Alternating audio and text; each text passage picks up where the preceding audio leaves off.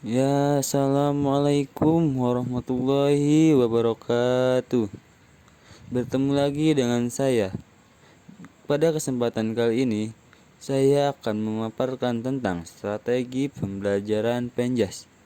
Untuk mengetahui lebih lanjutnya, mari simak presentasi berikut ini. Sebelum lanjut, saya akan sedikit memaparkan tentang strategi pembelajaran Penjas. Untuk strategi sendiri adalah cara yang disusun oleh pendidik untuk melaksanakan sebuah pembelajaran. Berarti strategi pembelajaran Penjas itu sendiri adalah cara-cara untuk melaksanakan pembelajaran pendidikan jasmani. Sebelum kita lanjutkan ke materi yang pertama, alangkah baiknya untuk saya memperkenalkan diri saya terlebih dahulu. Perkenalkan, nama saya Fajrul Rahman dengan NPM 1910 6310 753. Saya dari PJKR 3B. Nah, untuk materi yang pertama adalah pendekatan strategi pembelajaran. Pendekatan pembelajaran dapat diartikan sebagai titik tolak atau sudut pandang kita terhadap proses pembelajaran yang merujuk pada pandangan tentang terjadinya suatu proses yang bersifat masih sangat umum, di dalamnya mewadahi, menginspirasi, menguatkan, melatari metode pembelajaran dengan cukup teoritis tertentu. Nah, untuk pendekatannya sendiri terdapat dua jenis pendekatan, yaitu pendekatan pembelajaran yang berorientasi atau berpusat pada siswa, student-centered approach. Yang kedua, pendekatan pembelajaran yang berorientasi atau berpusat pada guru, teacher-centered approach. Tapi untuk membahas itu semua akan dibahas terakhir. Jadi simak untuk materi selanjutnya. Untuk materi yang kedua adalah metode pembelajaran. Metode pembelajaran di sini dapat diartikan sebagai cara yang digunakan untuk mengimplementasikan rencana yang sudah disusun dalam bentuk kegiatan nyata dan praktis untuk mencapai tujuan pembelajaran. Terdapat beberapa metode pembelajaran yang dapat digunakan untuk mengimplementasikan strategi pembelajaran.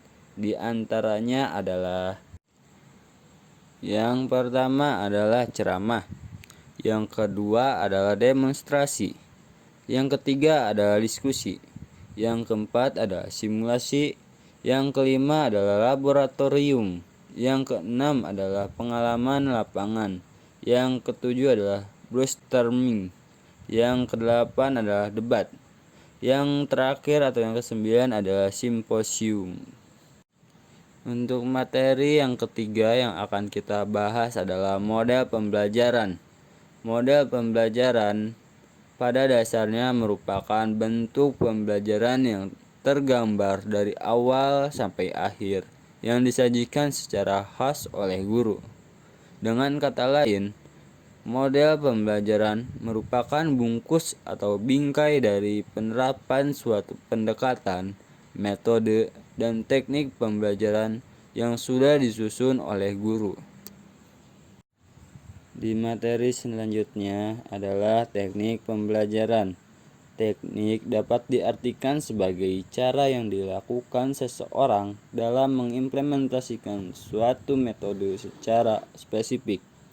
Dalam hal pendidikan, teknik dapat dilakukan oleh guru untuk melaksanakan atau mengimplementasikan suatu kegiatan pembelajaran di kelas atau di lapangan sesuai dengan apa yang ingin guru itu capai dalam proses pembelajaran tersebut. Nah, untuk materi yang akan dibahas selanjutnya ini berhubungan dengan materi yang pertama kali saya sampaikan di awal, yaitu pendekatan strategi pembelajaran. Di sini terdapat dua pendekatan strategi belajar, Yang pertama adalah pendekatan pembelajaran berorientasi pada siswa. Yang kedua adalah pendekatan pembelajaran berorientasi pada guru. Yang pertama adalah pendekatan pembelajaran berorientasi pada siswa. Memandang peserta didik sebagai objek sekaligus subjek yang belajar. Kepentingan pembelajaran bertumpu pada proses belajar siswa. Peran guru dalam pembelajaran lebih berfokus kepada pembimbingan belajar, motivator dan fasilitator pembelajaran. Yang kedua adalah pendekatan pembelajaran berorientasi pada guru. Menekankan pada bagaimana proses guru dalam mengajar. Yang menjadi titik acuan bagi guru adalah ketercapaian target kurikulum. Dalam hal ini, guru memegang peranan penting sebagai pemberi informasi yang harus dikuasai oleh siswa. Di materi yang selanjutnya adalah tipe pendekatan strategi pembelajaran. Ada dua tipe pendekatan strategi pembelajaran. Yang pertama adalah demokratis, yang kedua adalah otokratis. Tipe pendekatan yang pertama adalah demokratis. Kelebihan dari gaya demokratis adalah: yang pertama, siswa merasa dihargai. Yang kedua, meningkatkan kekompakan siswa. Yang ketiga, mudah menanamkan nilai pendidikan. Adapun kekurangan dari gaya demokratis adalah: 1. Tidak dapat mengambil keputusan secara cepat. Yang kedua, penggunaan waktu yang tidak efektif. Tipe pendekatan yang kedua adalah otokratis. Guru yang menerapkan gaya mengajar otoriter cenderung memperlihatkan kekuasaan yang mutlak atas peserta didik. Guru tipe ini menganggap bahwa ruang kelas adalah wilayah kekuasaannya yang tidak dapat diusik oleh siapapun, khususnya oleh siswa. Ya, segitu saja yang dapat saya sampaikan atau saya paparkan mengenai materi strategi pembelajaran Penjas pada kesempatan kali ini. Saya, Pak Jurrahman, pamit undur diri.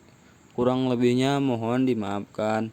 Wabillahi taufiq wal hidayah. Wassalamualaikum warahmatullahi wabarakatuh.